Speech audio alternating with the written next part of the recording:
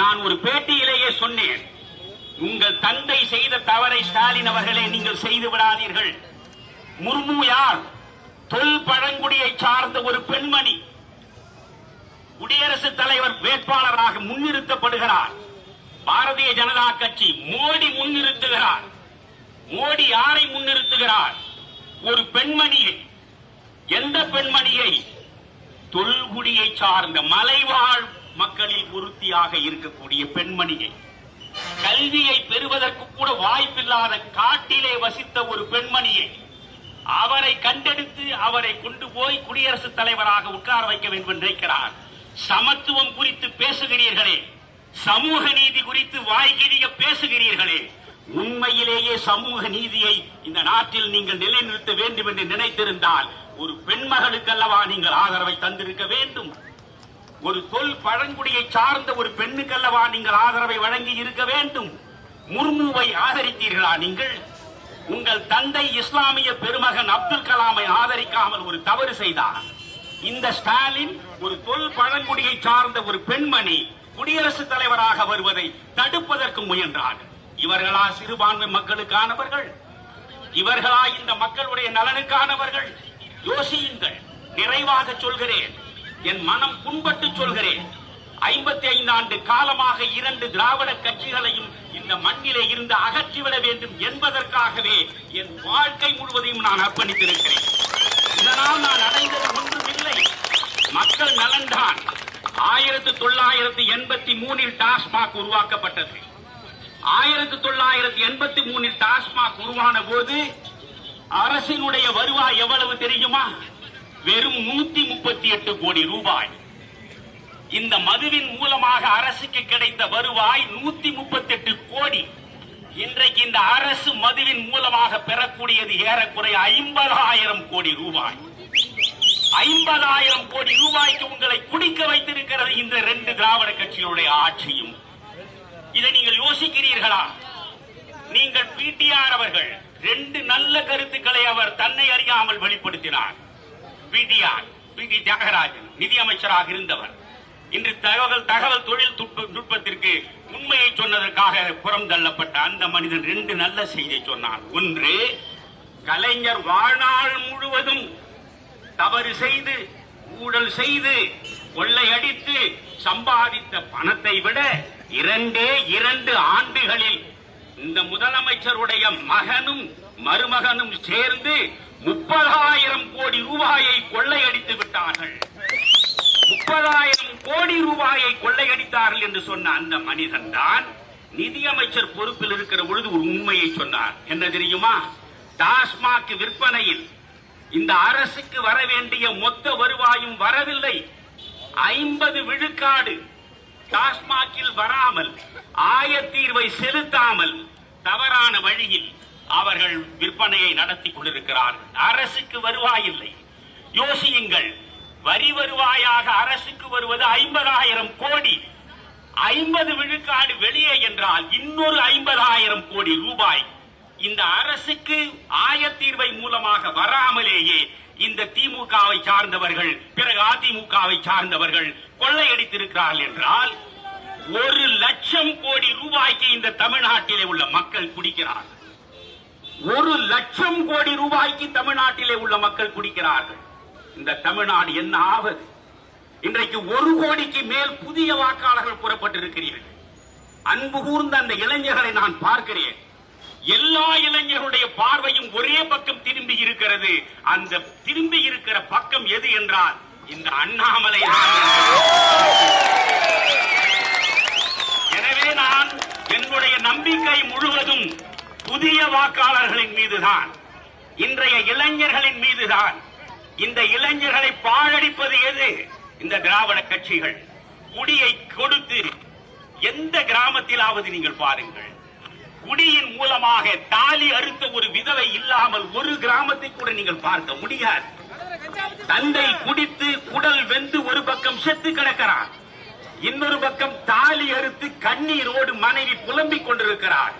2 நிலைக்கு நடுவே பெற்றெடுத்த பிள்ளைகள் வாழ்வாதாரத்தை இழந்துவிட்டு என்ன செய்வது என்று தெரியாமல் இயங்குகிறார்களே. இந்த நிலையை உருவாக்கி வைத்தவர்கள் தான் இவர்கள். என்ன சாதனை செய்தார்கள்? மோடி செய்த சாதனைகளை எல்லாம் அண்ணாமலையை 1 மணி நேரம் பேச சொன்னாலும் வரிசையாக சொல்லுவார். ஆனால் திராவிட முன்னேற்ற கழகம், அண்ணா திராவிட முன்னேற்ற கழகம் இந்த 57 ஆண்டுகளில் செய்த சாதனை என்ன?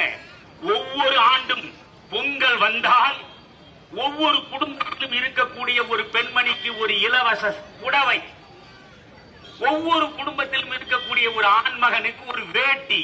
நான் கேட்கிறேன், ஏறக்குறைய 55 ஆண்டுகள் நீங்கள் ஆண்டிருக்கிறீர்கள். ஆனால் மாற்று புடவை கூட இல்லாமல் ஒரு புடவையை அரசு கொடுக்குமா என்று இந்த நாட்டில் 2 கோடி மக்கள், 2 கோடி மக்கள் ரேஷன் அட்டையை வைத்திருக்கிற 2 கோடி மக்கள் காத்துக் கொண்டிருக்கிறார்கள் என்றால் என்ன செய்தீர்கள் நீங்கள்? ஆனால் அதே நேரத்தில் ஒவ்வொரு திராவிட முன்னேற்ற கழகத்தினுடைய தலைவர்களை பாருங்கள். நான் தெளிவாகவே கேட்கிறேன், 55 ஆண்டுகளுக்கு முன்னாலே என்னுடைய குடும்பத்திற்கு ஏராளமான சொத்துக்கள் இருந்தன. ஆனால் இன்று எனக்கு சதுர அடி சொத்து கூட கிடையாது. ஆனால் 55 ஆண்டுகளுக்கு முன்னாலே ஏழையாய், பாழையாய், அனாதையாய், அகதியாய், வாழ்வாதாரமே இல்லாத நிலை அரசியலை பிழைப்பாக நடத்துவதற்கு அடி எடுத்து வைத்த இந்த திராவிட முன்னேற்ற கழகத்தில் உள்ள அத்தனை பேரும் இன்றைக்கு கோடிகளிலே மிதக்கிறார்கள் என்றால் இவ்வளவு பணம் எப்படி வந்தது? இதை அண்ணாமலை தானே டிஎம்கே ஃபைல்ஸ் என்று உங்களுக்கு வெளிச்சம் போட்டு காட்டினார். எத்தனை லட்சம் கோடி! எனவே நீங்கள் இவற்றையெல்லாம் யோசிக்க வேண்டும். விரிவாக பேசுவதற்கு நேரம் இல்லை. மதத்தை வைத்து மனிதர்களை பிளவுபடுத்துகிற அமைப்பு எது? திராவிடம், குறிப்பாக திராவிட முன்னேற்ற கழகம். சாதியை வைத்து மக்களை பிளவுபடுத்துவது எது? திராவிட முன்னேற்ற கழகம். மொழியை சொல்லி மக்களை பிளவுபடுத்துவது எது? திராவிட முன்னேற்ற கழகம். இனத்தின் பெருமையை போலித்தனமாக சொல்லி சொல்லி மக்களை ஏமாற்றுவது எது? திராவிட முன்னேற்ற கழகம். அண்ணா திராவிட முன்னேற்ற கழகம் இதிலிருந்து மாறுபட்டது ஒன்றும் கிடையாது. ஒரு நாணயத்தின் 2 பக்கங்களைப் போலத்தான் பொது சொத்தை சூறையாடுவதற்காகவே அரசியல் களத்திற்கு வந்தவர்கள். ஒரு பக்கம் திமுகவும், இன்னொரு பக்கம் அதிமுக. அதனாலேதான் நான் அண்ணாமலை அவர்களை பார்த்து சொன்னேன், நீங்கள் திராவிட கட்சிகள் என்றால் 2 கட்சிகளுக்கும் எதிராக நீங்கள் ஒரு துவந்த யுத்தத்தை நடத்த வேண்டும். வெறும் வாக்கு வங்கி அரசியலுக்காக நீங்கள் தவறான மனிதர்களை பக்கத்திலே வைத்துக் கொள்ளக் கூடாது என்றே நண்பர்களே, 1000 தடைகளை மீறி இன்றைக்கு திராவிட முன்னேற்ற கழகத்தையும் அண்ணா திராவிட முன்னேற்ற கழகத்தையும் புறம் தள்ளிவிட்டு ஒரு மாற்று அரசியலை வளர்த்தெடுப்பதற்காக புறப்பட்டிருக்கிற இந்த மனிதனை நீங்கள் உங்களுடைய தொகுதியின் சார்பாக நாடாளுமன்றத்திற்கு அனுப்புவது நீங்கள் ஆற்ற வேண்டிய மிகப்பெரிய சமுதாய கடமை. எனவே நான் சொல்கிறேன், காலம் நமக்கு கொடுத்திருக்கக்கூடிய கருணை இந்த அண்ணாமலை. இந்த அண்ணாமலையை நீங்கள் பயன்படுத்திக் கொள்வதன் மூலமாகத்தான் ஒரு புதிய அரசியலை நீங்கள் உருவாக்க முடியும். ஒரு ஒழுக்கம் சார்ந்த, உண்மை சார்ந்த, நெறி சார்ந்த, ஊழலுக்கு இடமே தராத நல்ல அரசியல் இந்த மண்ணில் நடக்க வேண்டும் என்றால் அண்ணாமலையின் பின்னாலே வாருங்கள். அவற்றைத்தான் சொல்லி, இனியும் நீங்கள் உதயசூரியனை பார்க்காதீர்கள், இரட்டை இலையை பார்க்காதீர்கள். நான் நிறைவாக சொல்கிறேன், நடக்க இருப்பது நாடாளுமன்ற தேர்தல். நாடாளுமன்ற தேர்தலுக்கு ஸ்டாலினுக்கும் சம்பந்தம் கிடையாது. நாடாளுமன்ற தேர்தலுக்கும் எடப்பாடிக்கும் சம்பந்தம் கிடையாது. ஏன் சொல்கிறேன் என்றால், நாடாளுமன்ற தேர்தலில் இந்தியா முழுவதும் காப்பதற்காக புறப்பட்டிருக்கிற ஸ்டாலினுடைய திராவிட முன்னேற்ற கழகம் 240 இடங்கள் அல்லது 350 இடங்களில் நிற்கிறது. திராவிட முன்னேற்ற கழகம் நிற்கக்கூடிய அதிகபட்ச இடங்களே கூட்டணியை அந்த சின்னத்தை வைத்து பார்த்தாலும் கூட 23 இடங்கள். 23 இடங்களிலும் வெற்றி பெற்றால் நீங்கள் பிரதமராகிவிட முடியுமா? எடப்பாடி இரட்டை இலையை வைத்துக் கொண்டு எல்லா இடங்களிலும் வெற்றியை பெற்றுவிட்டால் அவர் பிரதமராகிவிட முடியுமா? எனவே இன்றைக்கு இருக்கக்கூடிய தேர்தல் எடப்பாடிக்கான தேர்தல் இல்லை, ஸ்டாலினுக்கான தேர்தல் இல்லை. இந்த தேர்தல் முழுக்க முழுக்க மோடியை தேர்ந்தெடுப்பதற்கான நாடாளுமன்ற தேர்தல்.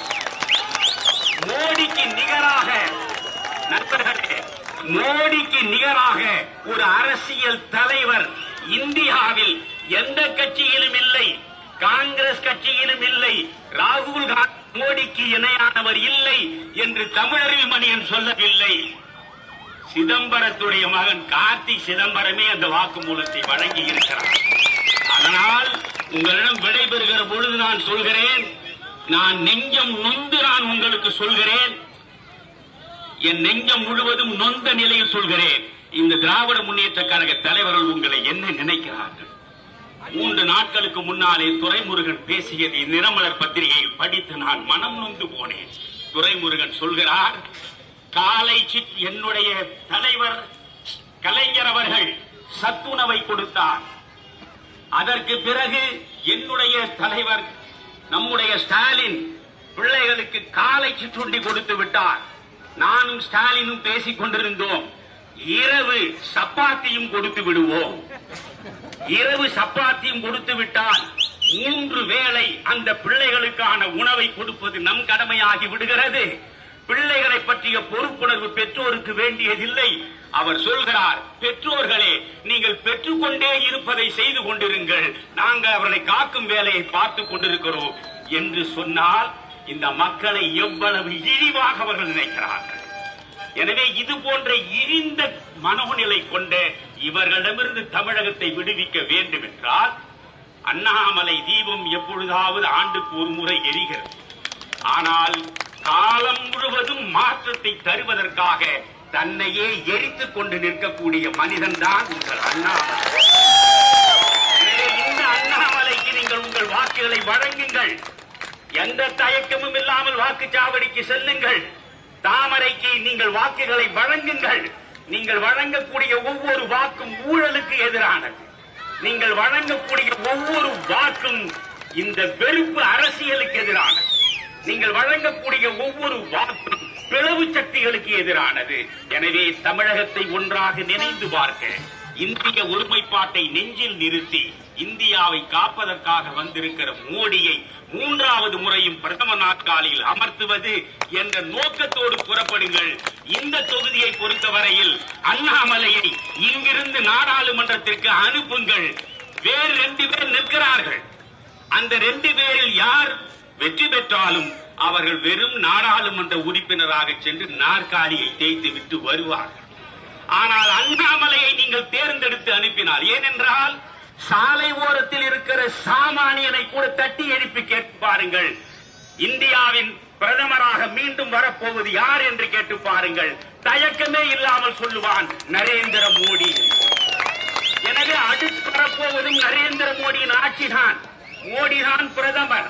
அந்த மோடியிடம் மிகப்பெரிய அளவுக்கு நம்பிக்கையை பெற்றிருக்கின்ற தன் உழைப்பால், தன்னுடைய வியர்வையால் அந்த மோடியை கவர்ந்திருக்கிற நம்முடைய அண்ணாமலையை இங்கிருந்து அனுப்பினால், இங்கிருந்து நாடாளுமன்ற உறுப்பினராக நீங்கள் அனுப்பி வைத்தீர்கள். அவர் அங்கிருந்து மத்திய அமைச்சராக உங்களை நோக்கி வருவார். அந்த மத்திய அமைச்சராக வந்து 500 நாட்களில் என்னென்ன திட்டங்களை தீட்டி, என்னென்ன தீர்வுகளை கொடுத்து இந்த கோவை மக்களுக்கு நற்பணி ஆற்றுவது என்று அவர் முடிவெடுத்திருக்கிறாரோ அனைத்தையும் செய்வார். செய்வதற்கான மனிதர் அவர். செய்யக்கூடிய ஆற்றல் இருக்கிறது, செய்வதற்கான திறமை இருக்கிறது, அதற்கேற்ற உழைப்பு இருக்கிறது, எல்லாம் இருக்கிறது. உங்கள் ஆதரவு மட்டும் சேர்ந்து விட்டால் அனைத்தும் நலமாக நடக்கும். எனவே நீங்கள் மேலே மோடி ஒருமுறை சிந்தியுங்கள். உங்கள் தொகுதியை பொறுத்தவரையில் அண்ணாமலையை சிந்தியுங்கள். 2 சிந்தனைகளோடு வாக்குச்சாவடியை நோக்கி சென்று வாருங்கள். பொத்தானை தாமரை சின்னத்தில் அழுத்துங்கள். ஒரு சமூக மாற்றம் இங்கே நிறைவேறுவது சத்தியம் என்று சொல்லி விடைபெறுகிறேன். நன்றி.